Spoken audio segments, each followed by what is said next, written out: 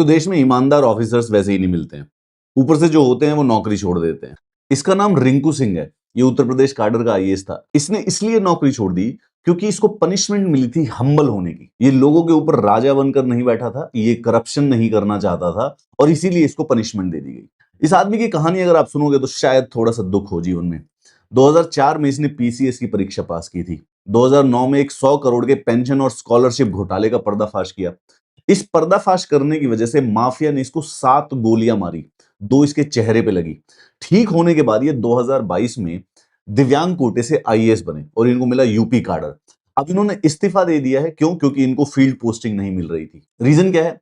इनको पुआयन डिस्ट्रिक्ट का एसडीएम बनाया गया था। तो इन्होंने पहले दिन ही एक एडवोकेट का क्लर्क था जो कि बाहर खुले में पेशाब कर रहा था, तो इन्होंने वहीं पर उस क्लर्क से सिटअप करवाए।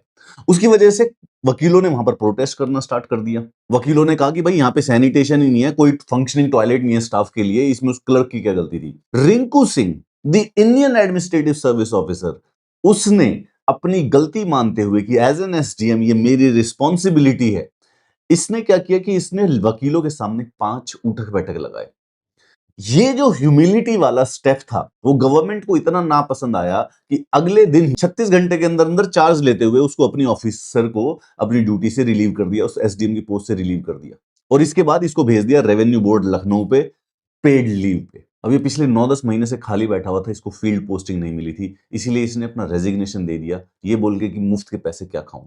तो बोनाफाइड एक ऑनेस्ट इंडिविजुअल है, जेन्युइन ह्यूमिलिटी है, अपने आप को देश का राजा नहीं समझ रहा है, अपने आप को सिटीजन्स का राजा नहीं समझ रहा है। आप समझ सुन के देखिए, इसकी ये गलती नहीं थी इसने गलत काम कर दिया था, इसकी ये गलती नहीं थी कि ये करप्शन के इसके ऊपर इल्जाम भी लगे थे, इसकी ये गलती थी कि इसने अपनी गलती मान ली थी। पूरे के पूरे एडमिनिस्ट्रेशन को ये बात पसंद नहीं आई कि एक आईएएस होके वकीलों को शांत कराने के लिए इसने वहां पर उठक बैठक कैसे लगाए। जो आदमी 100 करोड़ का करप्शन का पर्दाफाश करने के बाद 7 गोली खा चुका हो चेहरे के ऊपर, उस आदमी को हमारे तंत्र ने फाइनली शांत कर दिया है। अब ये घर बैठेगा और किसी को कोई परेशान नहीं करेगा।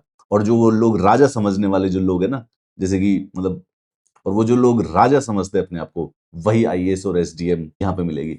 तो ये जो वकील है ना, इनको बहुत खुश होना चाहिए कि इन्होंने उस दिन रिंकू सिंह से माफी मंगवा के देश के लिए और खुद के लिए भी कितना बड़ा अच्छा काम किया। अब तो शायद इन वकीलों के वहां पे सैनिटेशन की सारी सर्विसेज मिल जाएंगी।